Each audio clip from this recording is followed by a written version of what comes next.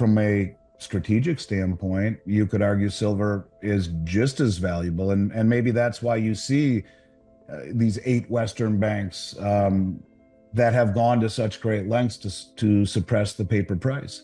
But then again, you're seeing massive deliveries as well on COMEX. And when you see the open interest just fall by 10% yesterday, that signals that typically, to me, that signals that these contracts are getting closed out and are preparing to stand for delivery. So when there is a short, the long on the other side has the ability to stand for delivery. And when you see on the first day like that, it's just massive drop in open interest. That to me are contracts that will stand for delivery. And again, we saw, a huge delivery. What did I say on that number? 14,813 contracts. It's the second highest ever. And if we multiply that times 5,000, well, that's 74 million ounces of silver stood for delivery, just like that. They thought they could keep the silver price suppressed forever, but now 74 million ounces just stood for delivery on COMEX, marking the second largest silver raid in recorded history. According to Andy Schectman, this wasn't just a fluke, it's the result of a massive shift in behavior. For years, 8 Western banks have held the largest concentrated short positions in the entire commodities market, using paper contracts to keep silver under control. But this time, something changed. With open interest collapsing 10% in a single day, it's not about speculation anymore. These contracts are closing out and standing for real physical delivery. That means the paper game is unraveling, and the banks may not have the metal to deliver. Wall Street's final weapon, paper control, just backfired. And I think you're going to start to see silver leave the COMEX exchanges as well. And that's when you'll realize that this is getting really serious. But this is a trend that hasn't stopped. We've seen more imports of gold into this country and to a lesser degree silver than at any time since the end of World War II, when everyone sent us their gold because of the Bretton Woods deal. So it's not just gold, it's also silver. And I think the people at the highest levels understand silver. There's a race to secure it, and I think they understand that it is strategic. It's not tier 1, so it doesn't have the same implications that gold does for the Basel III regulations. But when you see Russia and India and China and all of these countries on a mad dash for it, I think that people in the United States who are making the policy understand that as well. And that's why you're seeing so much brought into the country from London and from Switzerland. 2,365 billion divided by 261 million ounces, you get $9,044. That is what gold would be today if we backed M1, which is the Federal Reserve notes in circulation. That's the way it was prior to 33. When the dollar was backed by gold, it was M1, notes in circulation. And M2 is credit. It's 92% credit, according to Mike, and it's all the numbers that you see in your bank account. That's just credit. They don't have it at the bank. If you had $5 million in your bank account and went there and demanded it, well, you'd be lucky to get 2% of that, which is interesting. By the way, just noticed a story today. Spain has introduced strict new rules on cash withdrawals. Withdrawals over 3,000 euro require advance notification to the tax agency. Over 100,000, you need 72 hours notice. So, but, getting cash is harder and harder. But anyways, I would sell gold. I mean, it depends on your situation. But look, there aren't very many opportunities where you can get an asset that has this kind of upside potential with such muted downside potential that is being accumulated by, the biggest money in the world. So yeah, I think that if it were me, I would probably sell gold. To me, silver is something that has been frustrating, but you can't run away from mathematics. You can't run away from that kind of logic. The old saying, I keep saying, the market can and will stay irrational longer than you can stay solvent. The people that have been playing this game with the futures market are very powerful. You're talking the biggest banks in the world, probably by direction of the federal government or the military industrial complex. And again, that chart, Ed Steer, you saw that chart that Ed Steer, gold charts are us. Yeah. So, the red line would be the 4 biggest commercial banks, and the green line the eighth largest, so the four is inside of that Hmm. green. But why would you have silver, this tiny little market, having the largest concentrated short position? I mean, and that's concentration.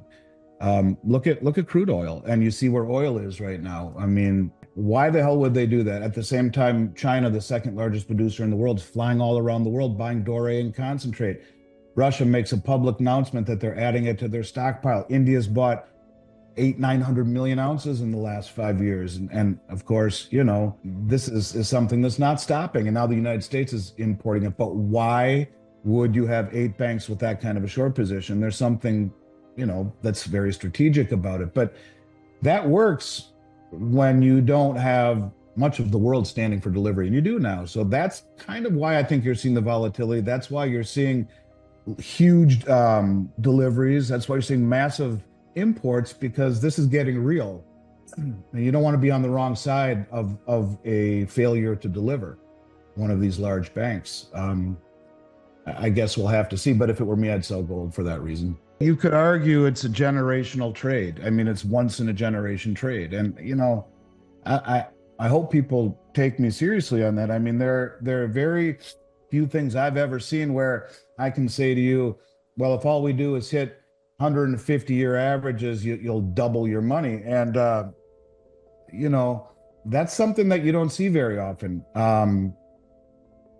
I don't know. I would simply say to you, it's as good of a trade as you will ever see in terms of risk versus reward, especially if it's in an IRA, because if it's in an IRA, you're not going to have any tax issues or shipping issues. That would be the way to do it. But yeah, I mean, logic would say absolutely do it. And if all that we see, goes back to 42, 45 to 1, it's a double. It's coming out of the ground at 7 to 1. So, you see it go to 30 to 1, which I think is very possible. You're tripling your gold almost.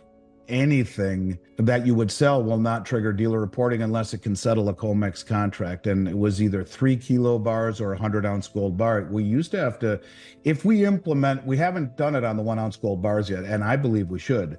We have always been under the assumption, and it's been that way forever, that in gold, if you sell more than 24 Krugerrands or Maple Leafs, or more than 24 ounces worth of Mexican 50 pesos, because they're 1.2 ounce, in one transaction, we're supposed to do a 1099. Or gold bars of any size greater than a kilo. That would trigger reporting. Now, the new COMEX rules, basically, the way that I read it, said that if it can't settle a contract, it's not reportable. That would mean no longer report Krugerrands, no longer report Maple Leafs, no longer report 50 pesos, and no longer report 1-ounce gold bars if you're selling them back in excess of those ounce limits. The only thing that would trigger it on gold would be 3 kilo bars in one transaction, or one 100-ounce gold bar. On silver, we always used to have to do bars or rounds at 1,000 ounces or more, or pre-65 constitutional silver at 1,000 face. When you get to the $1,000 face value mark, you have to report it in one transaction. Now, again, we've already taken out, because of this rule, we don't require it on junk silver anymore, nor do we require it on silver rounds anymore. You can settle a contract with 10-ounce, 100-ounce, kilo, or 1,000-ounce, technically. So in essence, what it really does is it frees up the gold reporting on just about every level. Now, that doesn't mean you don't have to do it, right? Just because we're not going to do a 1099 on your behalf doesn't mean you're not required to do it. It just means that it's the honor system. So be that as it may, you should know what the law is, and we'll show you where the line is. We'll show you how to look over it. If you step over it, that's your choice. We're not going to do the reporting, and most everything you're selling, it looks like, moving forward. This may sound bad, and I don't mean it to sound bad, but I mean it sincerely. Like, if I was sitting at a bar with everyone here having a drink and I were being completely candid, I would say there are more full of crap companies in this industry than there are good ones. And a lot of these companies spew half-truths, myth-truths, but a half-truth is as bad as a lie in many respects when you're talking about, an ounce of gold being over $3,000. Like there are companies that will try and tell you that a British sovereign is collectible and not reportable. Well, not reportable isn't the right word. They'll tell you that it's collectible because it's pre-33 and safe from confiscation, is what I'm trying to say. But the law says pre-33 U.S. mandated, or U.S. made. So if you're buying numismatic coins, there are companies that will try and sell you British sovereigns and Swiss 20 francs, which are just a few bucks over melt value at huge premiums, and they say it's a collectible. That's a half truth. Yeah, pre-33, but no, because it's not U.S. made. It is not safe from confiscation in theory, or something like that. Yeah, I was told American Eagles, you don't have to report. No, the dealer doesn't need to report. You do. There are lots of half truths like that. Or used to talk about QSIP numbers or these modern minted numismatic. All this stuff is just a bunch of nonsense. So that's why you deal with the 6 or 7 or 8 or 10 companies that have great reputation, and they're easy to find. Just stay away from the ones that are IRA centric. That's the biggest thing of all. They're the ones that are causing the most trouble in this industry. The ones that you go to their website and they're all IRA. Those are the ones that are really, as far as I'm concerned, harming the credibility of this industry. The funds transfer even just a very small portion of their money into the mining shares, which they haven't. They've been largely ignored. And to see mining shares priced where they are, where gold and silver are where they are, it's crazy to me. So yeah, I think that you should. And to me, you envision your finances as a pyramid. The base of your pyramid, 60-70% should be things like paid for real estate, farmland, gold and silver. You could say cash, even though it's a losing proposition. It should be in the base of your pyramid. The middle portion, maybe 20%. 6-month duration treasuries paying 4.5%, utility stocks paying a dividend, the home run, a top 10, 15% Bitcoin, cryptocurrencies, and mining shares. This is the Swiss philosophy. You can make more on the top 10 or 15% than the bottom 85%, if all goes well. But their theory is you lose every penny you put into the top 10 or 15. You don't even make a nickel, just break even on the middle portion, as long as the base of your pyramid is large enough to keep you from going backwards and it's low growth. And look at gold, it's outperformed everyone's expectations for quite some time now. So yeah, I think you should. Just don't invert your pyramid. So here's what we're really looking at. 8 major banks caught in a bind, silver contracts closing for real delivery, and 74 million ounces vanishing off COMEX in a single move. The paper suppression game is breaking down, and this could be the first real stress test for the entire silver market in decades. If this trend accelerates, we may be on the verge of a physical silver squeeze Wall Street can't contain. Now that you understand what's really happening behind the scenes, you're going to need to know what comes next. Watch the next video on this channel to see how this crisis could spill over into gold and why the dollar may not survive what's coming.